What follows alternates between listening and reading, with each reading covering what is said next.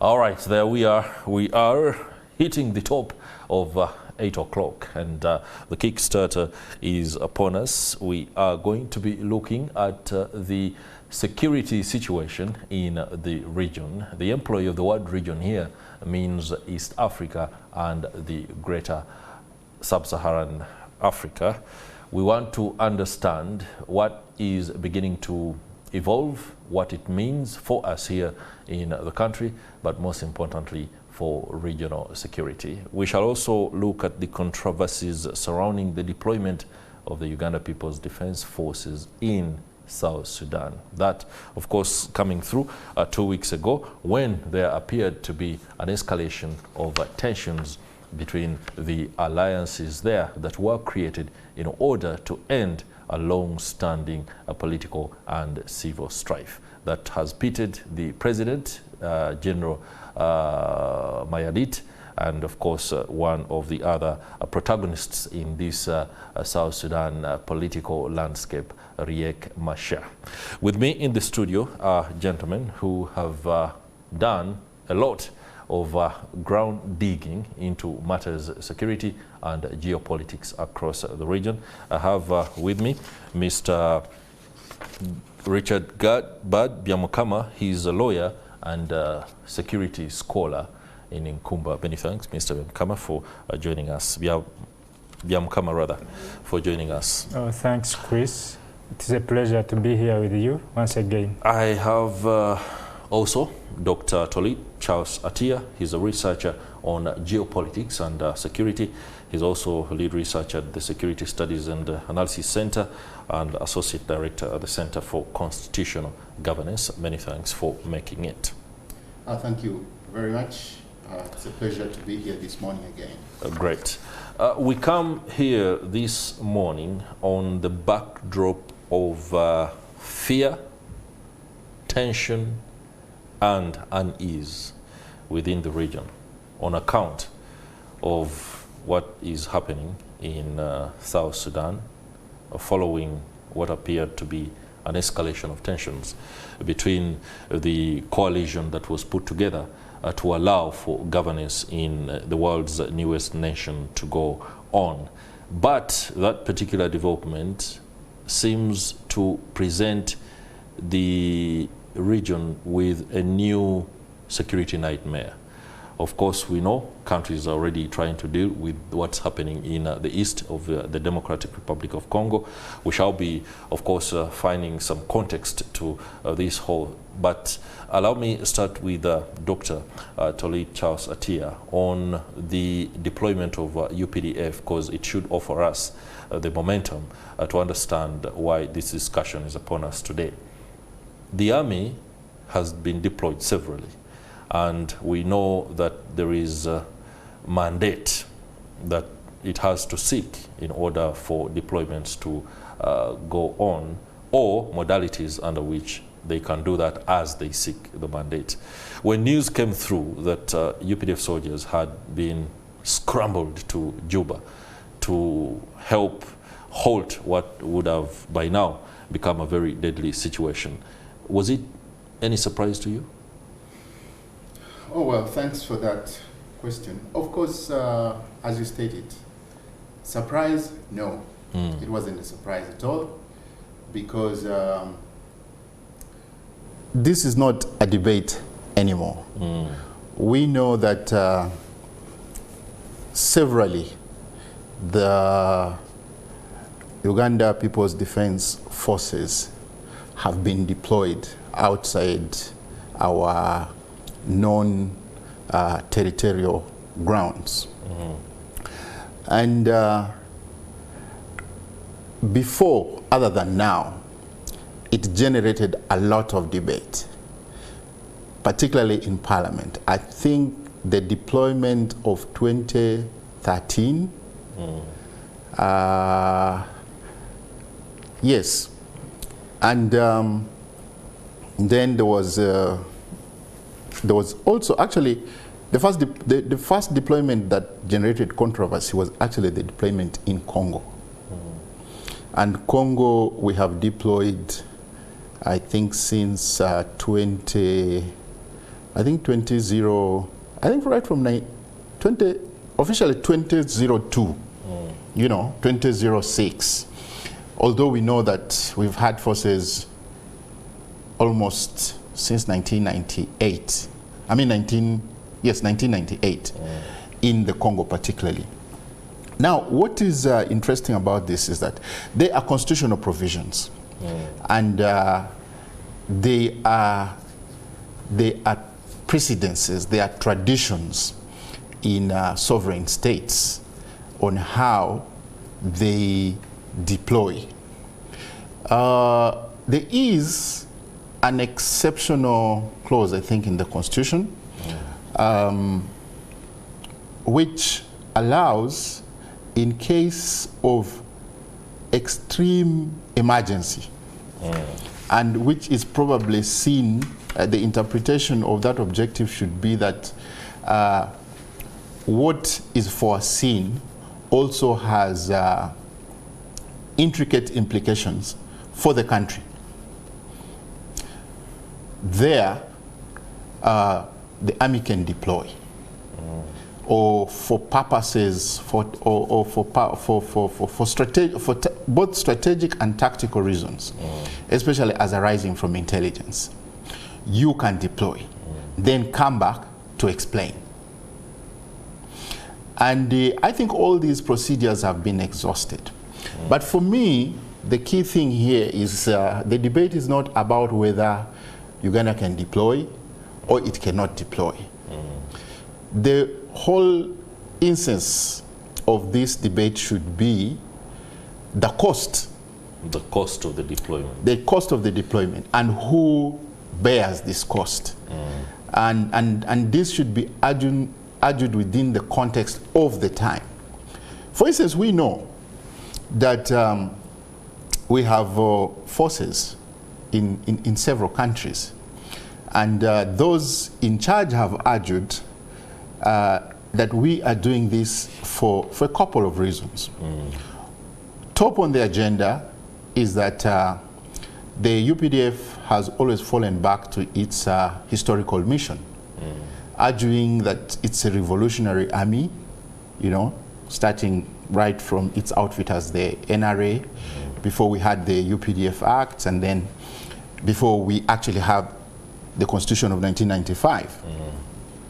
Which argument is plausible in one way or the other, given the Pan-African card that we keep throwing across? But the question would be, we have done this before, but with what results? You know, this should now be the context of the debate. Then two, like I had pointed out, the issue of the cost. It comes at a cost. And is this cost, is the rationale of this cost plausible? Is this cost bearable for the Ugandan in the context of our time? You know, then the other is also the process. You know, who is involved?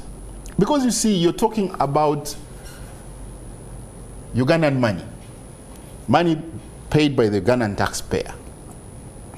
And the designated place where debate that involves or where the agency of the ordinary citizen is articulated is the parliament.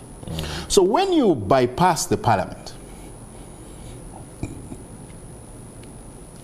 and then you also exude an attitude of sheer arrogance, then you begin to ask yourself, are we still living within rule of law?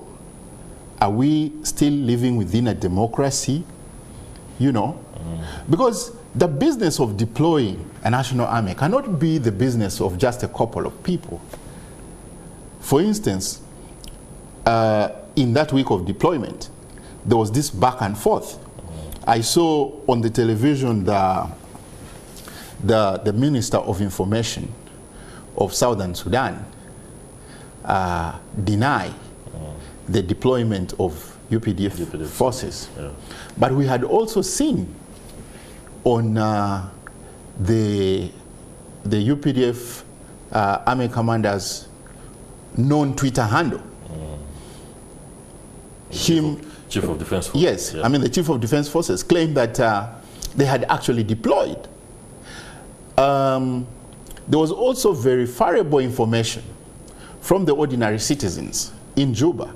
There were pictures, because I mean today with social media, you cannot it's almost instant. That's right. Yeah, we saw pictures of men armed to the teeth, allegedly landing in Juba.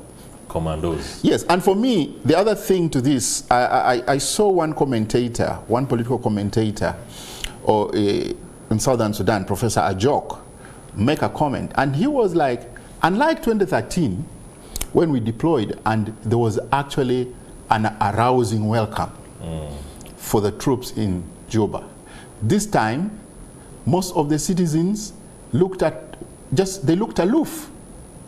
So the other question is, where is the agency of the citizens of Southern Sudan? Okay. And then maybe just suffice to say, as a way of conclusion in this context, one scholar has argued that it is better for a nation to face its challenges while exercising elections and the entitlements of democracy, other than die politically and economically with nothing. So the issues that stem off the current crisis we are seeing in Southern Sudan are basically what you would call a postponement of the pangs, the birth pangs of a democracy. Southern Sudan needs to face up, because every time we are going to intervene, and arguably, to use the imagery of a midwife, and yet we are going in for a birth that is not ready. So what we have had is that since 2010, we have had a stillbirth. So the question is that as neighbors, on the claim of Pan-Africanism and all that, do we really have, and if we look inward, do we actually have any democracy to export? Because what we are having is called enforced peace. Enforced peace cannot last. Okay. So in the period, we should be thinking, what is this that we are actually doing? All right. Or rather interestingly, hearing enforced peace and whether that can last or not. But you earlier gave a very, very poignant statement there, that the birth pangs of democracy must be left to. It's something that we should look into. But Mr. Richard Biamkama, I'm sure you do agree entirely with Mr. Dr. Toliti's submission. But we do understand that security considerations, a Juba or South Sudan that is insecure, that is volatile, doesn't augur well for us as a country in all aspects. Refugee influx, the tendency to trigger insecurity across the border. So by acting swiftly to take the Uganda People's Defense Forces into Juba to restore order, or rather mitigate any escalation of violence, was a good idea. Not so? Not at all, because we are just mingling in the internal affairs of South Sudan, of the people of South Sudan. You see, in South Sudan there is no legitimate government. What is in South Sudan is just an enforced government. Like he said, it is just as a result of an agreement.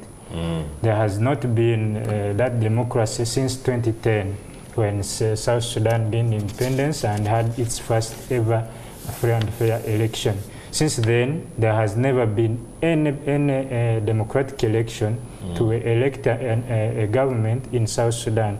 So the deployment of UPDF's partners in the country, you see, when you're intervening in the affairs of another state, there's a procedure you must follow before intervening in those specific affairs. So there is a domestic procedure here in Uganda, and there is an international procedure, because we are seeing Rwanda is being blamed right now for having intervened in Congo. So we are actually doing the same thing. So back in Uganda, under Section 39 of the UPDF Act. So we need to know, yes, the UPDF deployed. Who deployed? Because under this Section 39, the CDF cannot deploy a single UPDF soldier outside Uganda. Never. So that mandate is only a monopoly of the president. So a sitting CDF cannot deploy even if a single UPDF officer outside Uganda. So who deployed? What was the cause of the deployment? And what is the status of our forces? Because these officers have to get per diems because they are working in an environment that is far away from Uganda. So we may get casualties. So what is the fate of our army? We should be worried. We have just had issues with Congo, and Uganda is currently paying over $300 million in reparations to Congo because of that unjust and uncoordinated troops, UPDF troops, across borders. So we are repeating exactly the same mistakes that we are paying reparations of. So the politics of South Sudan can only be determined by the people of South Sudan. So if we can go to South Sudan without an invitation, because when the army is going outside the country, the UPDF is going outside Uganda, it has to go on only 2 occasions. It has to be either peacekeeping or peace enforcement. That is according to Section 39. So when you are going under a peacekeeping mission, you have to inform Parliament. Even if Parliament is in recess, it has to be called back within 21 days. So if it is a peace enforcement mission, like we are doing in Congo, so it has to involve either a bilateral between 2 countries or a multilateral between two or three governments. So these agreements can only come into force by what we call a status of force agreement. So where is the status of force agreement where the UPDF is operating in South Sudan, or is it a peacekeeping mission? Because under peacekeeping, you have to first seek parliamentary approval. So if you go without parliamentary approval, it has to be called. Parliament has to be called within that particular period of time. So if we can deploy UPDF troops without the due legal process, domestic legal process, then we are not different from the Black Waters or executive outcomes or the Wagner. Definitely, because we are not operating under the recognized Blackwater. Definitely. Yeah. Because you see, we may face a backlash from the international community, because I was reading recently, after the UPDF deployment in South Sudan, on March 17th, that is probably 2 to 3 days back, the Deputy Vice President Riek Machar declared that Riek Machar and his forces had withdrawn from the peace settlement. So it means South Sudan, the deployment of Ugandan troops in South Sudan is taking back South Sudan to a fully-fledged duo. So that is what Rwanda is. That is the backlash that Rwanda definitely interfering in the internal affairs of the people of DRC. You've just brought up something that we should pay a little bit more attention to: the fact that there was a disbandment of the agreement or working relationship between Riek Machar and the president, General Mayardit Salva Kiir. That means the UPDF is not in Sudan on the invitation of a government. It's in Sudan, possibly on the invitation of... Well, you see, Chris, when there is an invitation, there must be an agreement first before you go. But we do know that the UPDF has been conducting these kind of operations, like Dr. Tulita T.S. Definitely. Chris, every country carries out covert operations. That's right. Even right now, as we speak, there may be other countries carrying out covert operations in Uganda. Yes, yes, giving technical support to the opposition, technological support, financing, and all that. Each country carries out covert operations. But you see, even the South Sudan move might have suffered unethical considerations of the two parties, because one party was trying to deny that, you know what, the UPDF is not here, but the other party was emphasizing that the UPDF is here. So there might have been a covert operation meant to be a secret operation in South Sudan, but to then avoid a likely coup against President Salva Kiir. Like we are doing in Equatorial Guinea. If you read, you know, online doesn't lie. If you read very well, you will see that Ugandan troops, Spetsnaz, are protecting the president of Equatorial Guinea. So, but nobody knows about it. Nobody. So it might have been a covert operation, not meant to be a public move. Oh, okay. Yes, and then one party lacked ethical considerations. So, as we talk, you see, if Uganda has to involve in the internal affairs of the people of South Sudan, then we shall not find a comprehensive solution to the affairs of South Sudan, because the other parties are going back to fighting. So if I'll give you an example, if Ethiopia, if Kenya had involved itself in Ethiopia during the Ethiopia-Tigrayan war, then the war could have been ranging.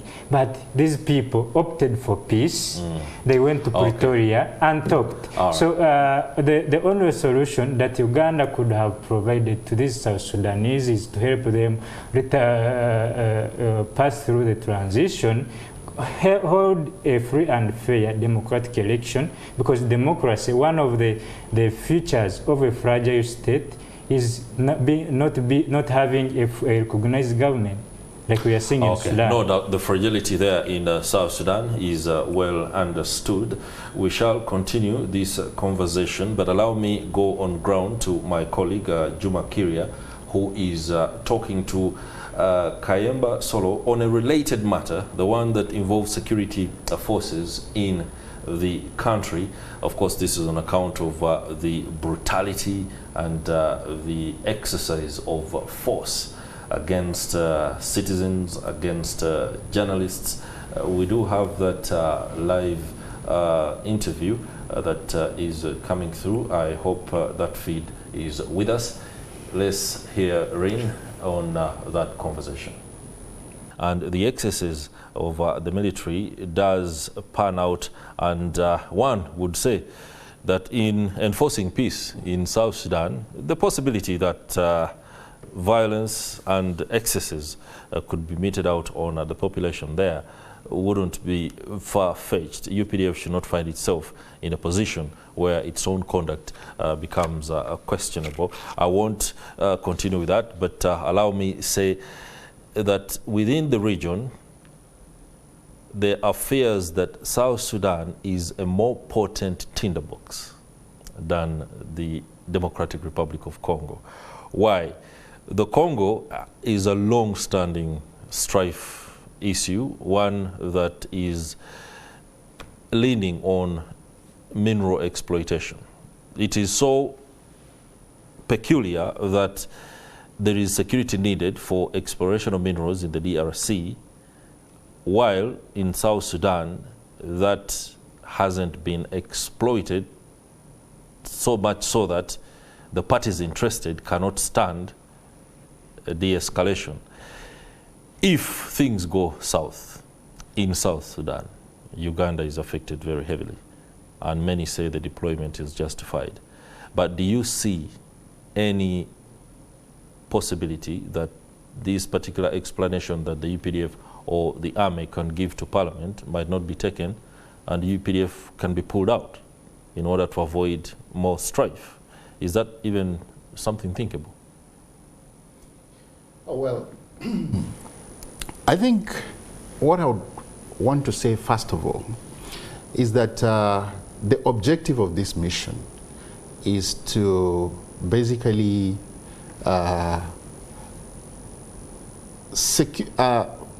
find security for Southern Sudan as it is, because the situation is what has been ongoing. Because what probably we need to know is that the insecurity in the capital Juba and the other important states has been ongoing for probably as far as maybe 3-5 years. Internal travel alone, you've had situations where there have been ambushes on the roads. You've had situations where the current government had to try and find internal means, you know, to try and stabilize the situation. And one of them is that there have been escorted convoys. Even the journey between Uganda, I mean, call it Kampala and Juba. Because we know, for instance, that there is a lot of business flying to Juba, which then goes to the other areas. So at some point, our traders and travelers would have to be escorted from Nimule. You know, you remember there was a time even the truck drivers, you know, had to take some kind of industrial action where they demanded, because the people were getting killed, there were isolated incidents. So there has been a build-up. So the question would be, this particular incident, the spur of the moment, the immediate cause.